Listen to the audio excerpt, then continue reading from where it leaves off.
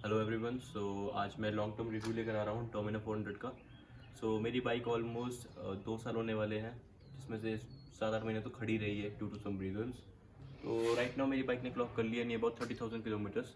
तो एक perfect time है लॉन्ग टर्म रिव्यू लाने के लिए। ऑल्दो काफ़ी कहेंगे कि ये तो पुरानी वाली डोमिना 2018 वर्जन है, तो अब तो 2020 आ गया। तो बट यार बेसिक बाइक तो वही है, ठीक है। इन्होंने DVC सेटअप कर दिया, तो आपको एक रिव्यू मिल जाएगा ओवरऑल कि बाइक रिलायबल है, कितनी स्टर्डी है, कितनी ड्यूरेबल है, वो सब के बारे में। ठीक है, तो हमारे सबसे पहले बैड पॉइंट्स को कवर करेंगे कि 30,000 में मुझे क्या क्या प्रॉब्लम्स आई और क्या क्या इंप्रूवमेंट हो सकती है। फिर अच्छी बातों के बारे में बाद में बात करेंगे। Starting with the first bad point of the Domina 400, इसका टैंक रेंज। लिटरली मुझे ये कुछ ज़्यादा अच्छा नहीं लगा। मैं ये नहीं कहूँगा बहुत बेकार है, बट आप इस बाइक को as a touring bike promote कर रहे हो तो आइडल रेट शुड भी अराउंड 400-450 किलोमीटर की रेंज होनी चाहिए। जिनको नहीं पता, मैं सिंपल बताना चाहूँगा लेमैन के टर्म में कि रेंज का मतलब होता है टैंकी फुल करके कितने किलोमीटर वो बाइक चलती है। ठीक है, तो इसकी जो टैंक रेंज है वो है 13 लीटर्स की। तो 13 लीटर्स में क्या होता है, ये है fuel injected bike, fuel injection है, तो 3 लीटर तो मिनिमम में वैसे ही रखना पड़ता है। तो रेंज 10 किलोमीटर यूजेबल है, और अगर 30 की माइलेज आई तो कितना हो गया, 300 किलोमीटर। तो 300 किलोमीटर की रेंज मेरे अकॉर्डिंग बहुत कम लगी, क्योंकि मैं अभी पिछले साल मई मंथ में नॉर्थ ईस्ट का ट्रिप मार के आया था। तो वो ट्रिप था अबाउट 9,000 किलोमीटर्स का। तो डेली मेरी रनिंग 1000 किलोमीटर की होती थी, तो दिन में 3-3 बार तेल भरवाओ। तो कभी ना कभी थोड़ा वो होता था, क्योंकि बार पेट्रोल पंप से मिलते हैं, आपको पता होगा अगर आप मेघालय वगैरह गए तो कुछ जगहों पे नहीं है। तो वहाँ मुझे लगा कि as a touring bike promote कर रहे हैं तो आपको ये एटलीस्ट रेंज मिनिमम 17-18 लीटर्स की देनी चाहिए। तो वो आइडल कितनी होती है, 15 लीटर्स, क्योंकि 3 लीटर तो रखना ही है। तो 15 लीटर्स में था कि हाँ 450 किलोमीटर की रेंज अच्छी थी। तो ये था। सो गाइज़, मेरी बाइक में ना एक कांस्टेंट इशू रहा फ्रॉम द फर्स्ट डे मैंने इस बाइक को लिया था। तो मैं सबसे पहले इसको लेह लद्दाख लेकर गया था। हमारा ग्रुप का एक ट्रिप था, तो उसमें आते टाइम क्या था, उसका कूलेंट कम हो गया था। तो बेसिकली लोगों ने मुझे जो डीलर उन्होंने बताया, बजाज वालों ने, कि इसका इंजन ऑयल और कूलेंट मिक्स हो गया था, जो कि कॉमन प्रॉब्लम है जितनी भी लिक्विड कूल बाइक्स हैं इनकी, बजाज की, इवन KTMs में भी है। चलो, उन्होंने वो रेक्टिफाई कर दिया। फिर 10,000 किलोमीटर बाद मेरे में रेडिएटर फ़ैन बंद हो गया था, और ये 2 बार इशू हो चुका है, सॉरी 3 बार। तो मेरी बाइक में पर्टिकुलर इशू आया, ये रेडिएटर फ़ैन चलते चलते बंद हो गया। तो वो मुझे कंसर्न लगा, और वो रेक्टिफाई हो गया है। अब मेरी बाइक में ड्यूक 390 का वो लगा हुआ है, रेडिएटर फ़ैन। तो काफ़ी ज़्यादा नॉइज़ भी करता है, बट ये है कि चलो अपना काम कर रहा है वो। बाकी जो मिक्सिंग का था वो एक ही बार इशू आया, उसके बाद वो नहीं आया। तो ये बहुत बड़ा इशू था, क्योंकि बजाज को इस पर लिटरली काम करना चाहिए, क्योंकि NS में भी इशू आता है, RS में भी, इसमें भी, KTMs में आता है। तो एक कॉज ऑफ कंसर्न आ जाता है लॉन्ग टर्म रिलायबिलिटी पे। इसका एक और पॉइंट जो मुझे लिटरली अभी तक नई वाली डोमिनार में भी कुछ ऐसा सिग्निफिकेंट इन्होंने अपग्रेड नहीं किया है, ब्रेक्स। सबको पता होगा जो डोमिनार होते हैं कि ब्रेक्स है ना, जो ABS बहुत सेंसिटिव है, और साइड बाय साइड रुक जाती है बाइक, बट स्टिल कई बार तुम्हारी ना, मतलब बेसिकली हालत टाइट हो जाती है। क्यों हो जाती है, आप ध्यान से अगर इस बाइक को देखें, सबको पता होगा पहली बात तो ये नेकेड स्पोर्ट्स नहीं है ना, ये वो है अपना जो फुल फेड बाइक है। तो इसका जो बेसिकली स्टीयरिंग ज्योमेट्री है वो बेसिकली क्रूज़र और नेकेड बाइक के बीच का है। स्टीयरिंग ज्योमेट्री का मतलब क्या है, इसका ध्यान से आप शॉकर का एंगल देखें तो इससे अपना नेकेड बाइक का ऐसे होता है, और क्रूजर्स का ऐसे होता है, इसका बिटवीन में है। तो मुझे ऐसा लगता है चाहे जो मर्जी कर लें, इसकी ब्रेकिंग वैसी हो ही नहीं सकती नेकेड बाइक की तरह, या RC 390 की तरह, या RC 200 की तरह, क्योंकि आगे फ्रंट में फीडबैक भी नहीं आता, और ये शॉकर का एंगल भी इस तरह से है, जिसे हम रेक एंगल शायद कहते हैं। तो वो परफेक्ट लगेगा। सेकंड थिंग, इसमें जो डिस्क पैड है वो बहुत सिंपल डिस्क पैड है, 200 रुपये वाले। सिंटेड डिस्क पैड शायद नई वाली में अब डलते हैं, उसकी थोड़ी इंप्रूवमेंट, बट स्टिल बाइटिंग है नहीं। मतलब मुझे ब्रेकिंग से मैं लिटरली बहुत ज़्यादा डिसअपॉइंटेड हूँ। और रेयर ब्रेक तो सबको पता है, बजाज की हर बाइक में रेयर ब्रेक इतनी कुछ खास नहीं है। ऑल्दो काफ़ी लोग कमेंट करेंगे कि सर आप इसमें EBR के वो डाल दो ना, डिस्क पैड वगैरह। यार बाइक बात बताओ मुझे, वो डिस्क प्लेट को भी तो घिसता है ना बहुत ज़्यादा। ठीक है, 2,000 रुपये बंदा खर्च भी लेगा, या 2,500 3,000 रुपये, कोई बात नहीं, बट अगर कंपनी दे तो बेटर है ना। ठीक है ना, तो इस चीज़ में कॉस्ट कटिंग हुई हुई है, जो कि मुझे बेकार लगी, क्योंकि 390 की ब्रेक्स लिटरली टेरिफिक है। तो इसमें इंप्रूवमेंट करना बहुत ज़रूरी है, और नई वाली में भी वो नहीं है। तो ये मुझे लॉन्ग टर्म में इसका बहुत बेकार पॉइंट लगा। ये हो गया, और बाकी बता चुका हूँ। एक और पॉइंट बताना चाहूँगा, जो इसकी LED है, जो LED हेडलैम्प्स है, पता नहीं 8 या 10 है इसमें, जो भी है, जब 12 हैं, जो भी, लाइट की इंटेंसिटी बहुत अच्छी है, लेकिन इसकी जो लाइट है वो वाइड नहीं है। तो पहाड़ों में लिटरली मुझे बहुत इशू आता है, लिटरली बहुत ज़्यादा इशू कह रहा हूँ, क्योंकि चौड़ी ही नहीं है, तो साइड के पोर्शन दिखते नहीं, क्योंकि इसकी लाइट ऐसे को है, और चौड़ी भी नहीं है। दूर तक तो ठीक है, बट चौड़ी नहीं है, तो मुझे वो इसका एक इशू लगा। और नई वाली में भी सेम सेटअप है, तो कोई भी इंप्रूवमेंट अब इसमें भी अभी भी नहीं आई है। बाकी यार मुझे ऐसा लगता है इस बाइक के ना बिकने के रीजंस के पीछे 2 रीजंस बहुत इंपॉर्टेंट रीजंस है। First one is a weight. इसका जो ड्राई वेट है 182 kg है, और नई वाली का तो 187 kg हो गया। आप खुद सोचो यार, कुछ ज़्यादा ही भारी। हाँ, अगर ये 165 तक भी होता तो ठीक था। और ये एक मेन रीज़न है कि काफ़ी जो जिनकी हाइट या तो कम है, जैसे मेरे ऐसे भी हैं, मैनेज नहीं कर पाते, ठीक है ना, क्योंकि सीट हाइट भी कोई इसकी बहुत नीचे नहीं है, 800 mm की, और सीट चौड़ी है, तो आपकी लेग्स स्प्रेड हो जाएंगी, ठीक है ना। तो एक तरह से मतलब 820 के अराउंड ही है ये, क्योंकि सीट वाइड है। तो वो मुझे इसका लगा कि वेट इसका थोड़ा कम होना चाहिए था, क्योंकि कंपनी ने क्या किया है, कॉस्ट कम करने के चक्कर में जो इसमें जितने भी पार्ट्स हैं सारे के सारे भारी डाले ताकि वो कॉस्ट कम हो। जस्ट लाइक इसका एल्यूमिनियम स्विंग आर्म है, काफ़ी भारी है। इसका मैंने एग्जॉस्ट निकाला हुआ है, आप मानोगे बिलीव नहीं करोगे, 5-5.5 किलो का वो अकेला अगला वो मफलर था इसका, मफलर सीरियसली। और आप सब लोग कैटेलिक कन्वर्टर जो ये नीचे इसके ये है गुल्लक सी ये कितनी भारी होगी। तो मतलब कंपनी ने ना, मतलब लाइट वेट मटेरियल, आप सबको पता हुआ कि महंगा आता है, तो वहाँ इन्होंने कॉस्ट कटिंग करके रेट को कम करा, लेकिन एट द सेम टाइम इसका वेट बढ़ गया। तो ये इसमें नेक्स्ट जनरेशन जब भी है तो इसमें अब ये कर सकते हैं। बाकी एक और चीज़ बता रहा था, इसकी सर्विस यार बजाज की ना हिट और मिस है। कई जगहों पे बहुत अच्छी सर्विस है, कई जगहों पे बहुत बेकार सर्विस है। मैं देहरादून से करवाता हूँ, मुझे सीरियसली पसंद नहीं है। चंडीगढ़ से मैंने एक बार कराई, चंडीगढ़ मुझे ठीक लगा, बट स्टिल मतलब स्किल्ड लेबर नहीं है इनके पास, मुझे ऐसा लगता है।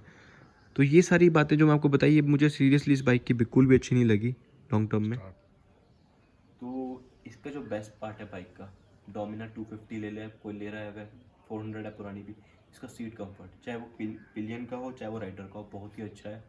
ये देखिए काफ़ी वाइड भी है, और कुशन इसका ऐसा है ना, वो सॉफ्ट है ना बहुत हार्ड है, बीच का बैलेंस है। क्योंकि मैंने इस बाइक पे एक दिन 1200 किलोमीटर किए कॉन्टीन्यूसली फॉर 2 डेज।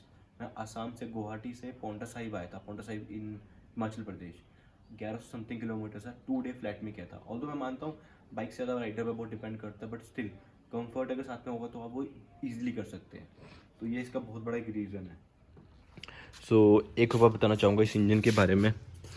ऑल्दो अगर आप इसको ड्यूक से कंपेयर ना करें तो अच्छी बात है, क्योंकि इसका जो ट्यून अप है वो सारा का सारा टूरिंग बाइक के उससे करा है। टॉर्क इसमें लोअर डाउन में थोड़ा ज़्यादा है, क्योंकि ड्यूक 390 जल्दी नॉकिंग करना स्टार्ट कर देती है, और इसमें ऐसी नॉकिंग का कोई इशू नहीं आता लोअर गियर्स में। नई वाली में तो और भी इंप्रूवमेंट है।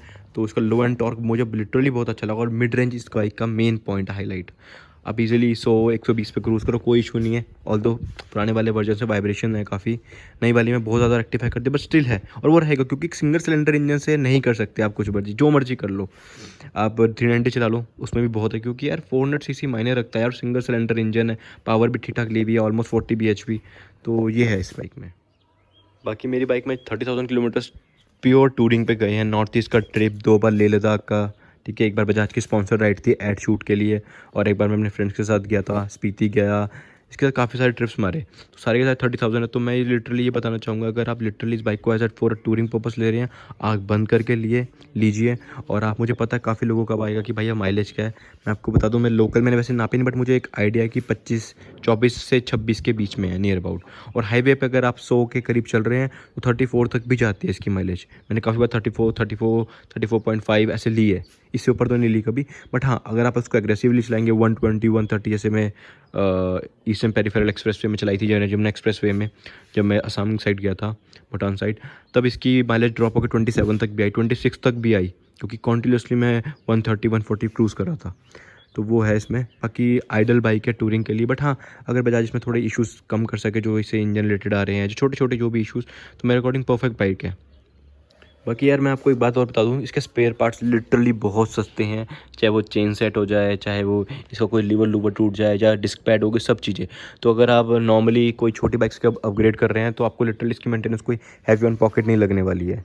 हर चीज़ बहुत सस्ती है। जस्ट फॉर एग्जांपल, जो रेयर शॉकर है, मेरे ख्याल से 3 या 4 हज़ार के बीच में, वही सेम KTM का 5.5 का है, यामाहा का 7,000 रुपीज़ का है।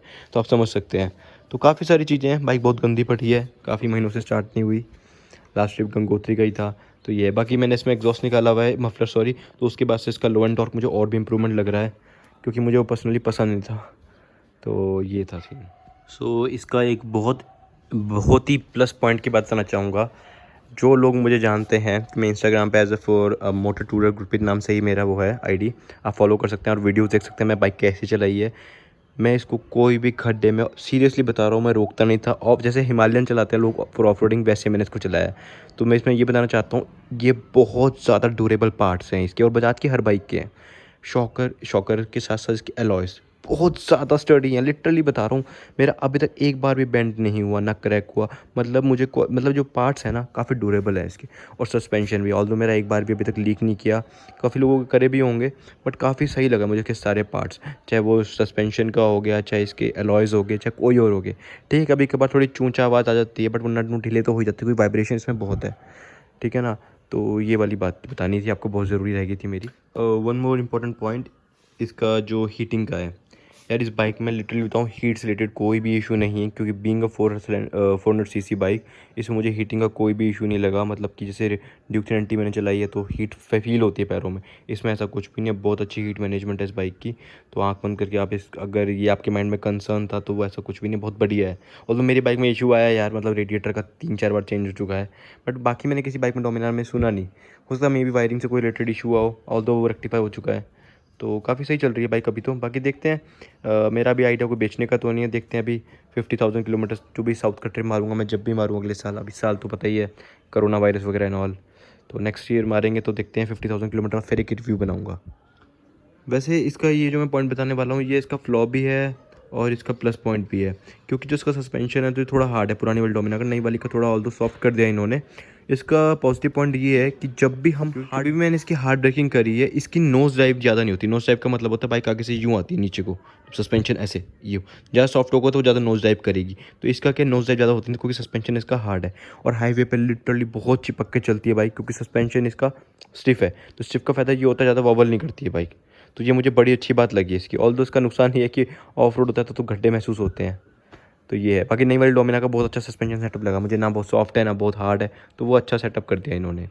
और एक और चीज़, पुरानी वाली में ग्राउंड क्लियरेंस का बड़ा अच्छा था, बेकार बात थी, क्योंकि इसका गुल्लक टच होती थी नीचे, वो गुल्लक दिख रही है ना आपको, जिसे कैटेलिक कन्वर्टर कहते हैं सो कॉल्ड, मैं उसको गुल्लक कहता हूँ क्योंकि वो लिटरली गुल्लक दिखती है।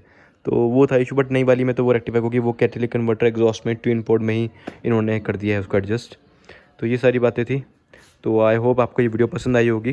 तो ये मेरा लॉन्ग टर्म रिव्यू था, बंदर आ गए हैं लॉन्ग टर्म रिव्यू था, तो नेक्स्ट वीडियो जल्दी आएगी। तो मैंने ऑलमोस्ट सारे इसके पॉइंट्स कवर कर लिए, जो जो मुझे प्रॉब्लम्स आई बता चुका हूँ आपको। इंजन से रिलेटेड एक बार आया था थोड़ा सा, बाकी 30,000 हो गए, देखते हैं बाकी आगे कैसा रहता है। बाकी सब इस बाइक में बाकी बेकार बातें आपको बता चुका हूँ। गियर बॉक्स भी एक इशू है, नई वाली में रेक्टिफाई कर दिया, तो मैं बता नहीं रहा हूँ क्योंकि वो नई वाली में अच्छा हो चुका है। तो मैंने वो सारे पॉइंट्स कवर अप किए जो नई वाली में मुझे ऐसा लगता है कि देखते हैं अभी over the period of time मिल पता चलेगा, जो कितने किलोमीटर्स क्लॉक करने के बाद।